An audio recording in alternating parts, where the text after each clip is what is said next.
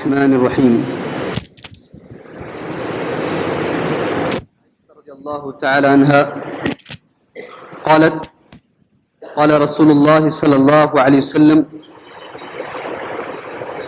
أميتي عنا قرامك هذا فإنه لا تزال تصاويره تعرض لي في صلاتي رواه البخاري في كتاب الصلاة وفي حديث آخر أخريه عني فإنه لا تزال تصاويره تعرض لي في صلاتي في صحیح مسلم۔ حضرت عائشہ رضی اللہ تعالیٰ عنہ بیان کرتی ہیں نبی کریم صلی اللہ علیہ وسلم نے فرمایا اس کپڑے کو یہاں سے ہٹا دو کیونکہ اس کے نقش و نگار مجھے نماز میں مسلسل پریشان کرتے رہتے ہیں۔ ایک اور حدیث میں ہے اسے یہاں سے ہٹا دو کیونکہ اس کی تصویریں نماز میں مجھے مسلسل پریشان کرتی رہتی ہیں۔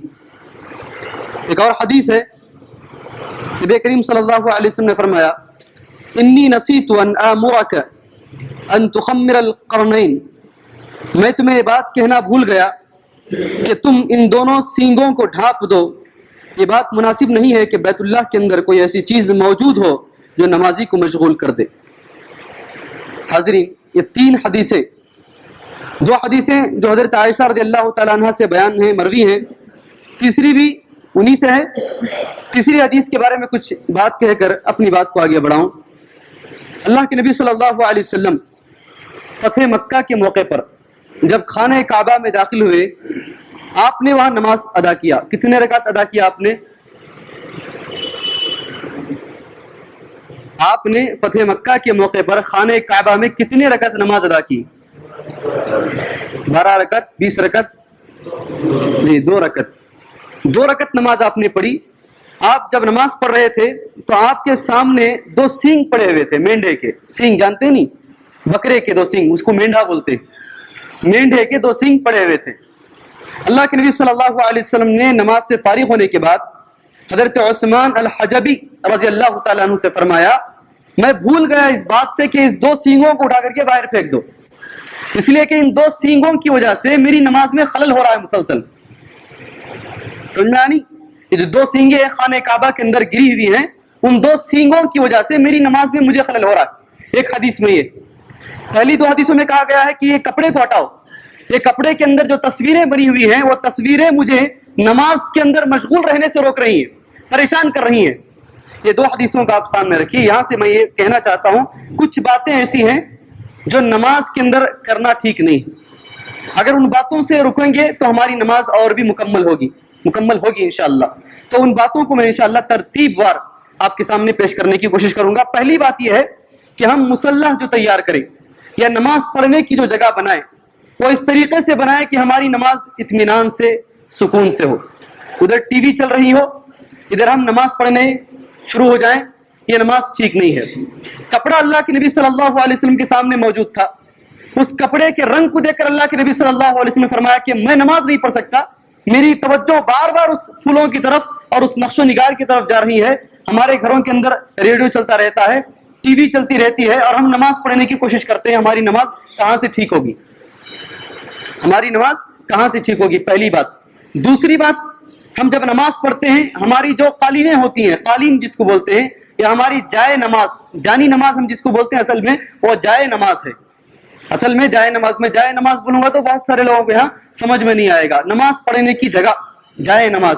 چلیے جانی نماز، ہم جو جانی نماز بناتے ہیں اس میں قسم قسم کی تصویریں، کوئی لال، کوئی پیلا، کوئی ہرا، یہ تصویریں بھی ہمیں نماز پڑھنے سے روکتی۔ اسی طریقے سے ہم جو دستی استعمال کرتے ہیں، اگر ہماری دستی ہمارے نظروں کے سامنے ہے اور اس کا رنگ پیلا ہے یا لال ہے یا ہرا ہے، وہ دستی بھی ہمیں روکتی ہے۔ اس لیے حتی الامکان جہاں تک ممکن ہو نماز پڑھنے والا اپنے سامنے کی جو جگہ ہے اس کو سفید یا بالکل سیدھی سادی رکھے۔ یہ تو بھی دستی کے بارے میں، جانی نماز کے بارے میں۔ بعض مساجد کے اندر دیواریں، کوئی دیواریں ہری ہیں، کوئی پیلی ہیں، کوئی نیلی ہیں، پتہ نہیں۔ جب اللہ کے نبی صلی اللہ علیہ وسلم کو کپڑے نے بہکا دیا، اور ہماری نماز اللہ کے نبی صلی اللہ علیہ وسلم کی نماز سے اونچی ہے، چھوٹی ہے؟ ہمارا تقویٰ بڑا ہے، اللہ کے نبی صلی اللہ علیہ وسلم کا تقویٰ بڑا ہے؟ ذرا زور سے بولو بھائی۔ ہم اللہ سے زیادہ ڈرتے ہیں اللہ کے نبی صلی اللہ علیہ وسلم. جب نبی کریم صلی اللہ علیہ وسلم جو نماز پڑھتے تھے تو ہانڈی کے کھولنے کی طرح سینے سے رونے کی آواز آتی تھی. ان کو جب کپڑا نماز سے بہکا سکتا ہے تو ہمیں دیواریں بہکا نہیں سکتی کیا؟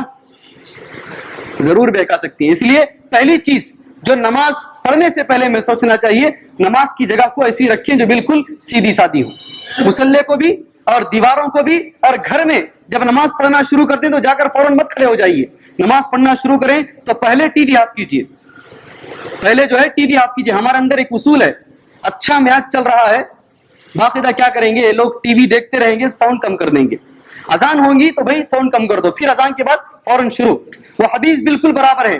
اللہ کے نبی صلی اللہ علیہ وسلم فرمایا جب اذان دی جاتی ہے شیطان بھاگتا ہے، بہت دور تک بھاگتا ہے، جہاں تک اذان کی آواز سنائی دیتی ہے وہاں تک بھاگتا ہے. ہم بھی کیا کرتے ہیں، جب اذان سنائی دیتی ہے گھروں کے اندر ٹی وی کا جو والیوم ہوتا ہے، جو کیا بولتے ہیں ساؤنڈ ہوتا ہے، اس کو کم کر دیتے ہیں. شیطان بھاگ گیا نا. جیسے ہی مؤذن صاحب لا الہ الا اللہ پڑھتے ہیں پھر فوراً ہم لوگ ٹی وی کے والیوم کو بڑھا لیتے ہیں، شیطان پھر دوبارہ واپس آ جاتا ہے. ہماری نمازیں کیسے ہوگی بھائی؟ ہم ٹی وی بھی چلاتے رہتے ہیں اور سامنے نماز بھی پڑھتے ہیں. بند کر کے رکھ دیجئے تھوڑی دیر کے لیے. اذان جیسے ہی ہوتی ہے شیطان کو مردود قرار کر کے بند کر دیجئے، اس کے بعد میں نماز پڑھنے کی کوشش کیجئے. ایسے بہت ساری چیزیں ہیں. ہاں یہاں پر علماء کرام نے یہ بھی کہا ہے جہاں زیادہ لوگ باتیں کر رہے ہو وہاں بھی نماز مت پڑھے، آپ کی نماز کے اندر خلل آ جائے گا. یہ پہلی چیز ہے. دوسری چیز کھانے کی موجودگی میں، یہ بات ہماری ختم ہو گئی.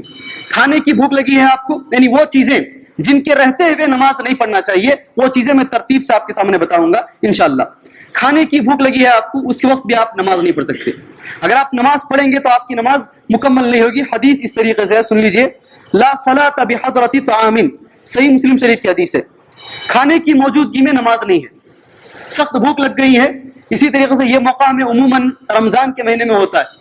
نماز مغرب کا وقت ہو جاتا ہے، کہیں ایسا موقع آ جاتا ہے کہ بالکل سخت بھوک لگی ہے اور سامنے کھانا موجود ہے. ایسی صورت میں ہمیں یہ حکم دیا گیا کہ پہلے ہم کھانا کھا لیں، اس کے بعد میں ہم نماز کے لیے آئیں. یہ ہمیں حکم دیا گیا ہے. تیسری چیز مختصر انداز میں، بیت الخلاء کی جس کو ضرورت ہو، یہ بہت اہم چیز ہے. بیت الخلاء کی جس کو ضرورت ہو، بیت الخلاء بولے تو پیشاب اور استنجا کی جس کو ضرورت ہو، اس آدمی کو بھی چاہیے کہ وہ پہلے بیت الخلاء جائے. گرچہ کہ مسجد کے اندر امام آخری رکعت میں کیوں نہ ہو، وہ پہلے بیت الخلاء جائے، اس کے بعد میں وہ نماز کو آئے. اگر آپ سمجھے پیشاب زور سے آ رہا ہے یا پھر آپ کو پیخانہ زور سے آ رہا ہے اور آپ اسی حالت میں ضبط کے ساتھ دباتے ہوئے مسجد میں آ گئے تو آپ کی نماز نہیں ہوگی، قبول نہیں ہوگی. یہ نہیں کہوں گا میں، مکمل نہیں ہوگی. حدیث اس طریقے سے بالکل صحیح بخاری شریف کی حدیث ہے. اذا اراد احدكم ان يذهب الخلاء وقامت الصلاة فليبدأ بالخلاء. اگر کسی کو خیال ہو کہ وہ بیت الخلاء جائے، یعنی ذہن میں خیال آ جائے کہ مجھے ضرورت محسوس ہو رہی ہے اور اسی دوران جماعت کھڑی ہو جائے تو اسے پہلے بیت الخلاء جانا چاہیے. حدیث شریف موجود ہے. یہ کچھ چیزیں ہیں جن کو نماز سے پہلے ہمیں ادا کر لینے چاہیے. اگر نہیں کرتے ہیں تو ہماری نماز مکمل نہیں ہوتی. اور بھی بہت ساری چیزیں ہیں، انشاءاللہ میں وقتاً بوقتاً بتاتے رہوں گا. اللہ سے دعا ہے اللہ تبارک و تعالی ہماری نمازوں کے اندر خوشو خضو پیدا کرے. آمین. وصلی اللہ علیہ وسلم. السلام علیکم.